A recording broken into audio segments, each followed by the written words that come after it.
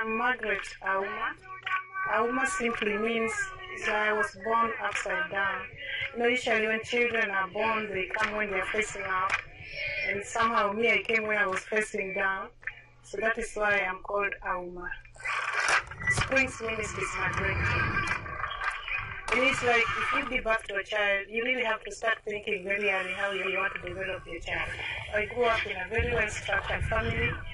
My mom was not a widow, was not an orphan, and how I got to pick up this, I can't tell, but I know it is within me. When we started with what called community orphans, because now we were just meeting them in the communities. Now one day when we went to bury a widow that was in one of our groups, and we had known one of our sons who used to come for our community orphans groups meeting every month.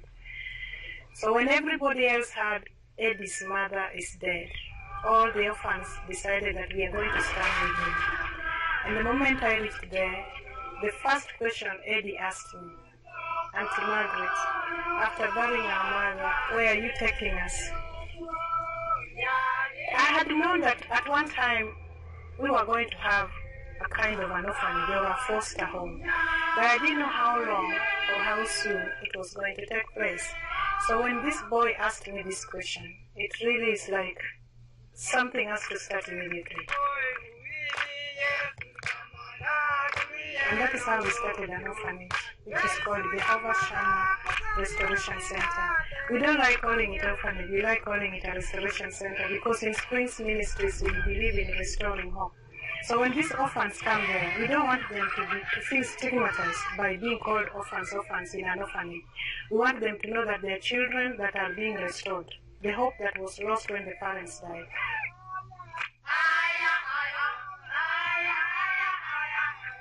So currently we have 31 children, and we started with these 10. And the boy that asked me this question is going to do standard 8. And after that, he's going to be in high school. And we are very pleased that he's been very steady, and the home has been going on just because he asked me a question.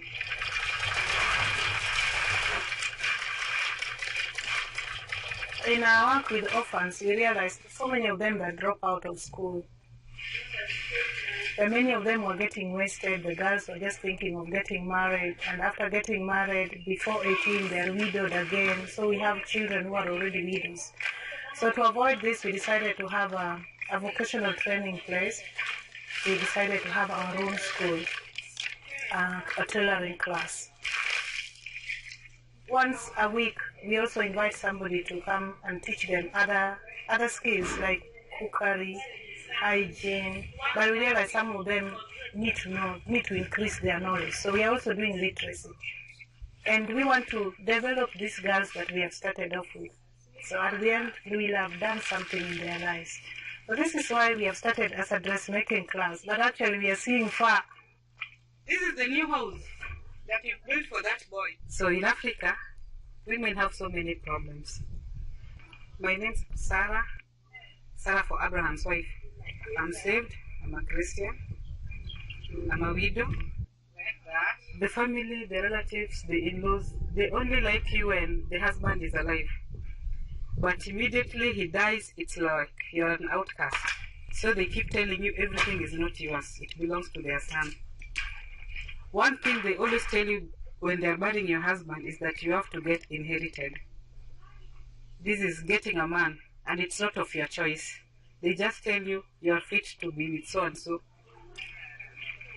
Wife inheritance, it is a tradition that we have here in Kenya, that when your husband dies, you either get a man or a brother to your husband to take you in as a wife. And now you're not really a legal wife because this other man is having other wives. But it's like he's inheriting you, because in African setup, a woman is like a community property.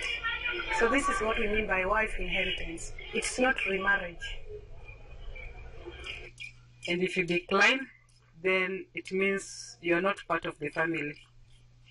So you cannot even have a shamba of your own, and taking care of children becomes so difficult. So you realize if one husband dies of HIV/AIDS and is having 5 women, it means all the 5 women are infected, and 5 other men will want to take the 5 women. So it was kind of a circular thing that was going on. So we realized our people were really dying. So we have 35 widow groups now spread in 3 provinces in Kenya. And as we were working with them, one thing we came to realize is most of them were small business scale women before their husbands died. And because of long sicknesses of their husbands, all the resources were used, and it's like the businesses got grounded.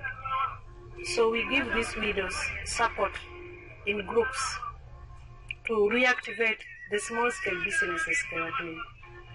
Like in a market, they sell cereals, vegetables, just small scale, businesses to keep them going, so that at least they are able to buy books for their children. They're able to get food day by day without begging. So they're doing very well. And actually, it is good when we go to the market, and sometimes when we want to buy food for our children, they are the people that we go to. So that means when we buy from them, we are actually boosting what we have given them. And they feel very happy about that.